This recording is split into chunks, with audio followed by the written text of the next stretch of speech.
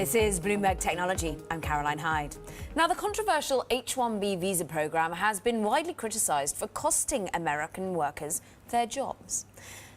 Right now, H-1B visas are awarded in a totally random lottery, and that's wrong. Instead, they should be given to the most skilled and highest paid applicants, and they should never, ever be used to replace Americans. No one can compete with American workers when they are given a fair and level playing field, which has not happened for decades. However, according to a new study from researchers at the Center for Global Development and the University of Michigan, this visa program has actually provided economic benefits for both the US and India, where many of the visas are distributed. Now, the combined incomes for the two countries as a result of the visa program rose by more than $17.3 billion. That was back in 2010. According to the research report.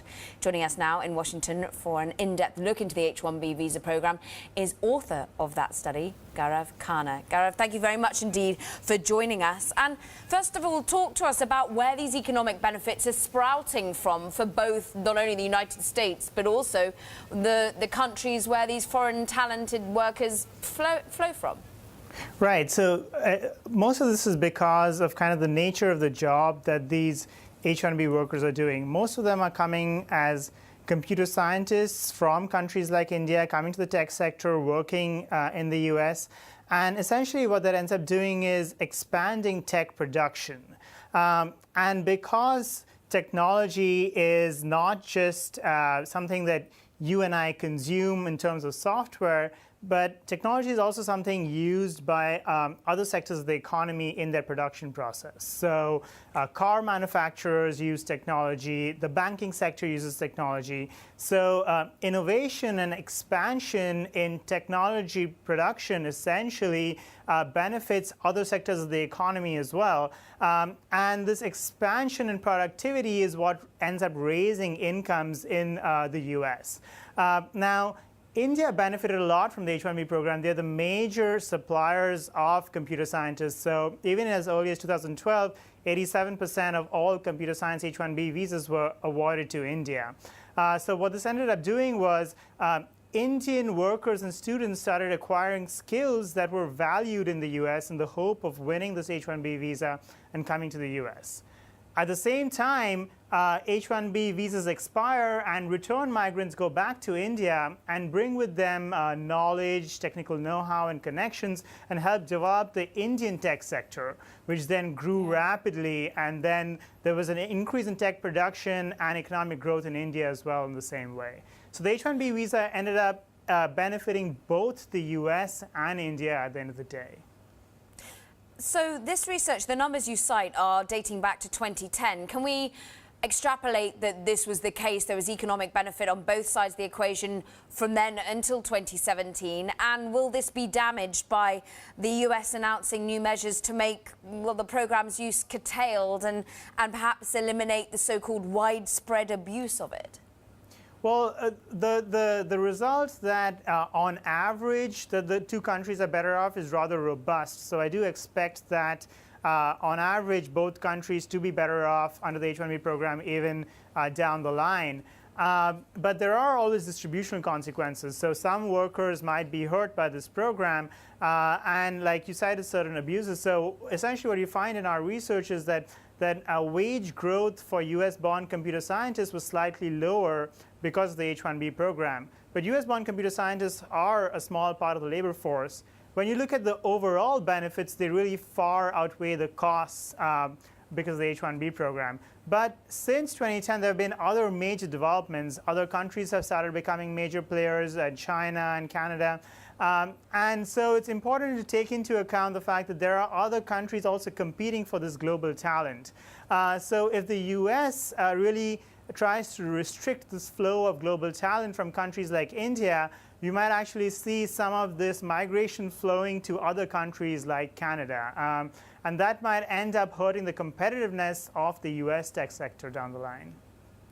Interesting. And of course, this is a global theme to a certain extent, in that I'm sat here in the United Kingdom as we debate the exit of the UK from the European Union and issues about the free flow of migrant labour here as well. Is it generally assumed that the more you blockade, the less freedom of movement, the more you are going to damage economics?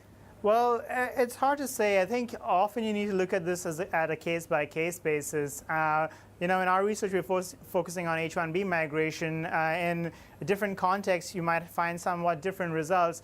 But it's important always to keep at the back of your mind that there are certain costs and benefits. Even though some certain workers might be adversely affected, you might have to then think about whether the benefits really outweigh the costs, and then are there ways to try and compensate workers that may have been adversely affected because of the free flow of either migrant labor or even trade, for instance, or even trade in goods and services, right? It's important for policymakers to keep in mind that when there are these distributional impacts, that there should be ways to kind of relocate some of the benefits to compensate workers who may have been adversely affected. And within your piece, the IT boom and other unintended consequences of chasing the American dream, what then of these changes to the H-1B visa, and whether indeed we will see, India continue to benefit or not, therefore? What do you expect that overall we will see continuation of net gain? Do you think that this needed to be changed in some way? Because there have been many speaking out on both sides of the argument saying, look, it wasn't exactly fit for purpose in the way it was being used. Well, I'm somewhat less concerned about what people thought the original purpose of the program was. I think it's important to evaluate the program on its current benefits and costs. And right now we find that that the benefits really do outweigh the costs. But then down the line, essentially what's happened because of the H-1B program is that India has become a major producer of tech, of IT. In fact, India has overtaken the US in technology exports. So because a lot of this work is now being outsourced to India, that's going to affect the technology production in the US. Now, the good thing, though, about outsourcing it to a country like India is that when the US imports this technology back from India, it's actually cheaper. So that means you and I can purchase software and apps at lower prices, more efficient software and apps at lower prices, and other sectors of the US economy as well can purchase better software at lower prices. And that's essentially what allows there to be productivity growth in manufacturing, in all kinds of manufacturing that uses this kind of software, and that, at the end of the day, leads to income growth across the board.